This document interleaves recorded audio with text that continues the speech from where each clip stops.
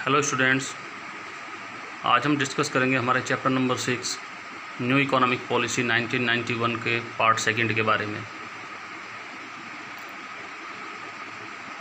देखिए, मैं आपको फिर से याद दिला दूं कि जो हमारे देश की जो अर्थव्यवस्था थी, जो इकोनॉमी थी, वो बहुत ही ख़राब दौर से गुजर रही थी। उसकी कंडीशन बहुत ही ख़राब थी, जिस वजह से हमें न्यू इकोनॉमिक पॉलिसी बनानी पड़ी, यानी कुछ ऐसी नीतियाँ बनानी पड़ी, कुछ ऐसी पॉलिसीज़ हमें नई बनानी पड़ी जिससे कि हमारे देश की जीडीपी में सुधार हो सके, हमारी इकोनॉमी अच्छे तरीके से जो है वो रन कर सके।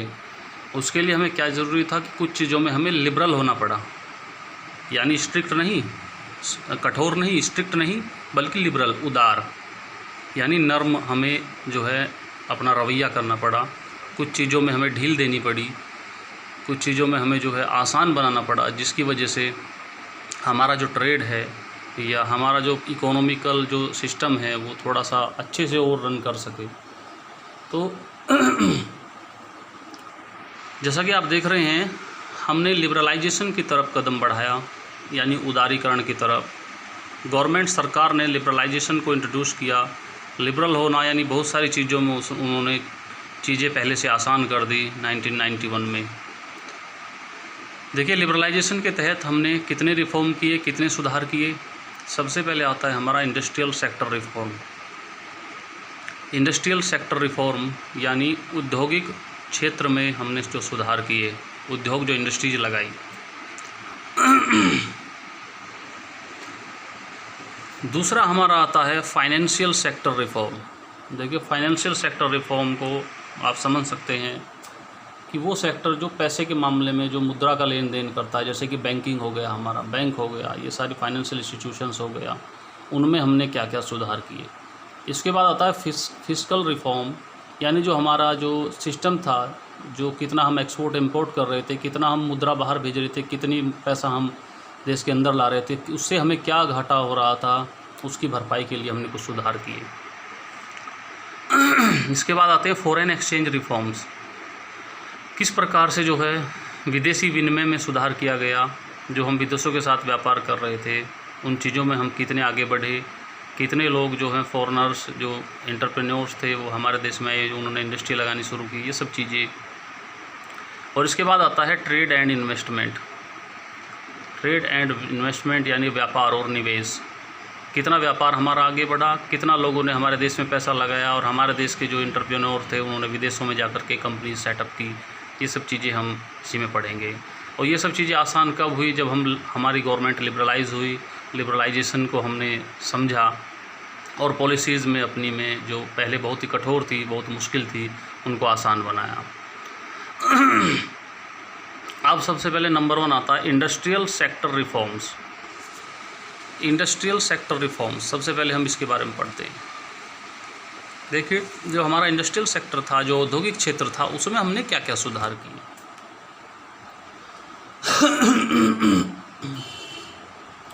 देखिए, सबसे पहला सुधार हमने किया रिड्यूसिंग इंडस्ट्रियल लाइसेंसिंग।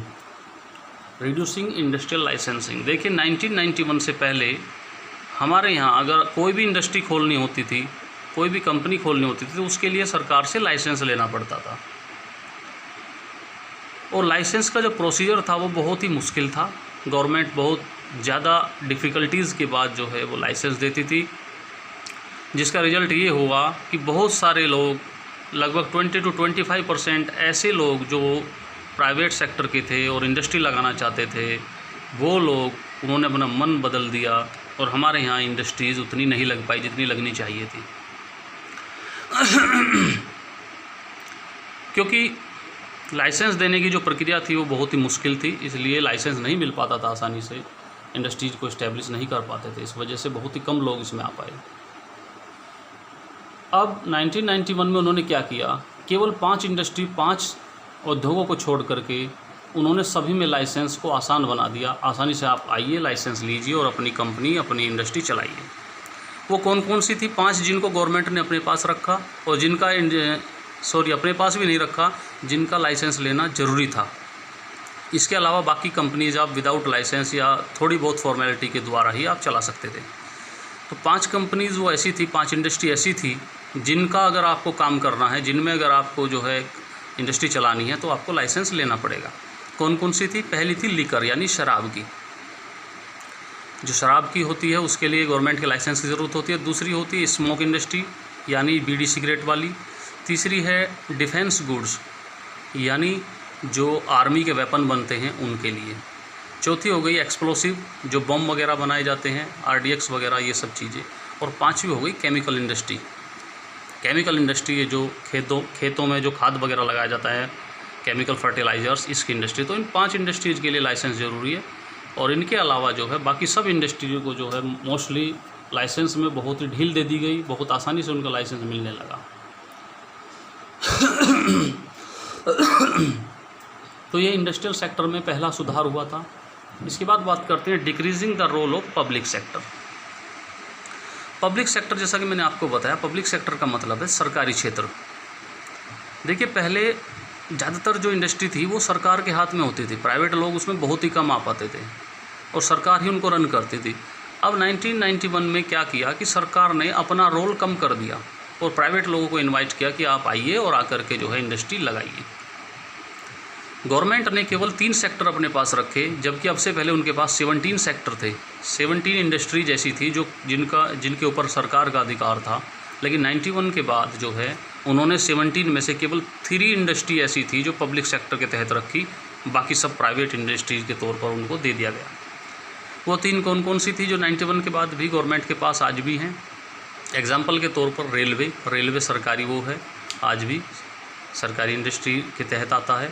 गवर्नमेंट के अलावा किसी पर्टिकुलर कोई प्राइवेट व्यक्ति की रेल नहीं मिल सकती आपको। तो दूसरी है डिफेंस यानी आर्मी से रिलेटेड जो वेपन बनाती है वो भी गवर्नमेंट के पास है। और थर्ड हो गई एटॉमिक एनर्जी यानी परमाणु शक्ति, जो एटॉमिक एनर्जी से रिलेटेड जितने प्लांट हैं वो सब गवर्नमेंट के हैं।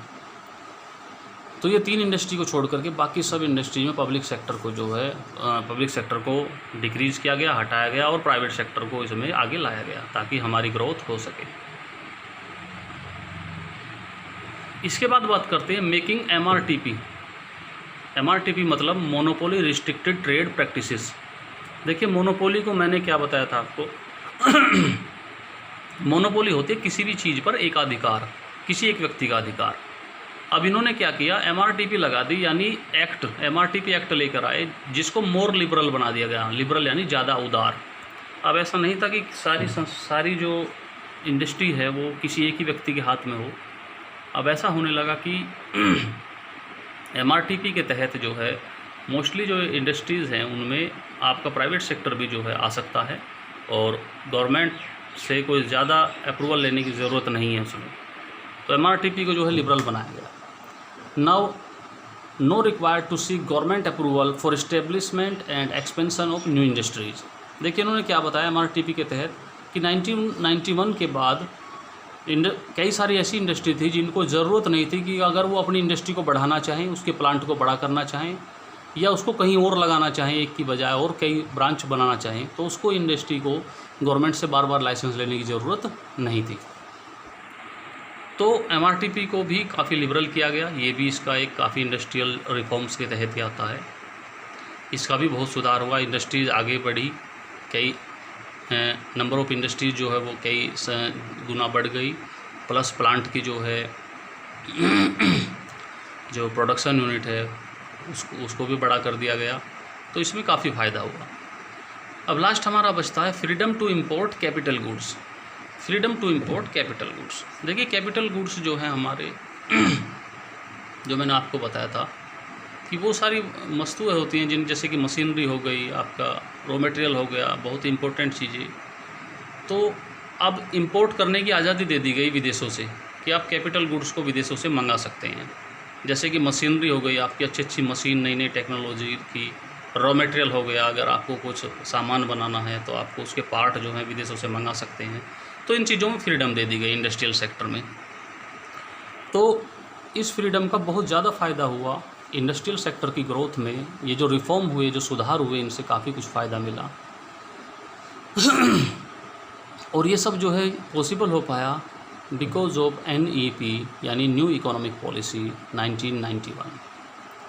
तो अभी हमने पढ़ा इंडस्ट्रियल सेक्टर रिफॉर्म, इसके बाद नेक्स्ट पार्ट में हम पढ़ेंगे फाइनेंशियल सेक्टर रिफॉर्म। तो उम्मीद है आपको ये पार्ट समझ में आया होगा। अगर कोई डाउट हो तो आप मुझे कमेंट बॉक्स में भेज सकते हैं। Thank you.